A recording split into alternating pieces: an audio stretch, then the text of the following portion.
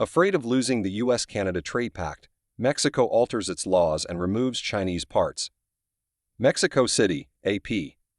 Mexico has been taking a bashing lately for allegedly serving as a conduit for Chinese parts and products into North America, and officials here are afraid a re-elected Donald Trump or politically struggling Canadian Prime Minister Justin Trudeau could try to leave their country out of the U.S.-Mexico-Canada Free Trade Agreement.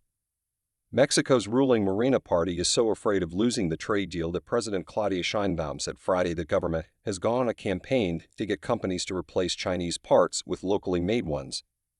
We have a plan with the aim of substituting these imports that come from China and producing the majority of them in Mexico, either with Mexican companies or primarily North American companies, Sheinbaum said. Expand article logo continue reading. While Sheinbaum claimed Mexico had been working on that effort since the 2021 global supply chain crisis, when factories around the world were stalled by a lack of parts and particularly computer chips from Asia, it appears to be an uphill battle. Even the United States has faced big challenges in moving chip production back home despite billions in subsidies and incentives. Mexico gained tens of thousands of jobs when U.S. and foreign automakers moved their plants to Mexico under the Free Trade Pact to take advantage of much lower wages. But the idea that Chinese parts, or even whole cars, could be piggybacking on that arrangement to further hollow out the U.S. auto industry has enraged some people north of the border. So Mexico is scrambling with private companies to get them to move parts production here. Next year, God willing, we're going to start making microchips in Mexico, Mexican Economy Secretary Marcelo Ebrard said on Thursday. Of course, they're not yet the most advanced chips, but we are going to start producing them here. Mexico's nationalistic ruling party, which is normally very resistant to being seen as bending to U.S. demands, is scrambling in other ways too.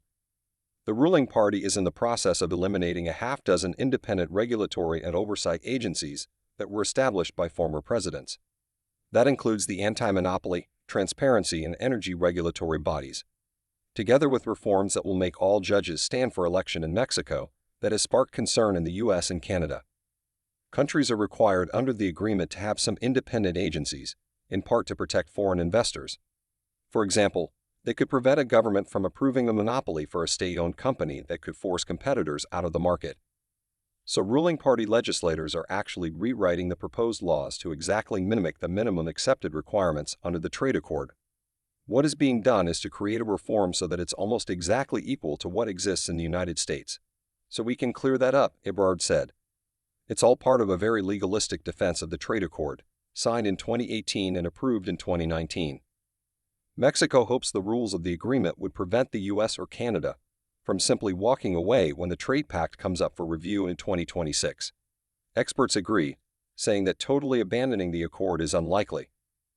Gabriela Siller, Director of Economic Analysis of the financial group Banco Base, notes that if a country is dissatisfied with the trade agreement during the periodic reviews, like in 2026, there is a clause in the pact that says they can ask for a review each year to work out a solution, and keep doing that for a decade while the agreement remains in force. That is, they wouldn't be able to get out until 2036, Siller said. I think they will play hardball with Mexico in the 2026 review. Like any marriage, when the pact no longer works for one party, it may still drag on for years, but it's death by 1,000 cuts. C.J. Mahoney, who served as deputy U.S. trade representative in Trump's first administration, said in a talk for the Texas-based Baker Institute in September that the United States probably wouldn't end the trade agreement.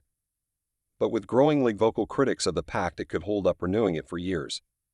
The costs of not renewing immediately are actually quite relatively low, Mahoney said.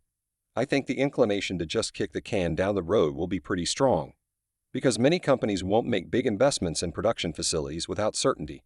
That could be a serious, if not fatal, blow to the pact.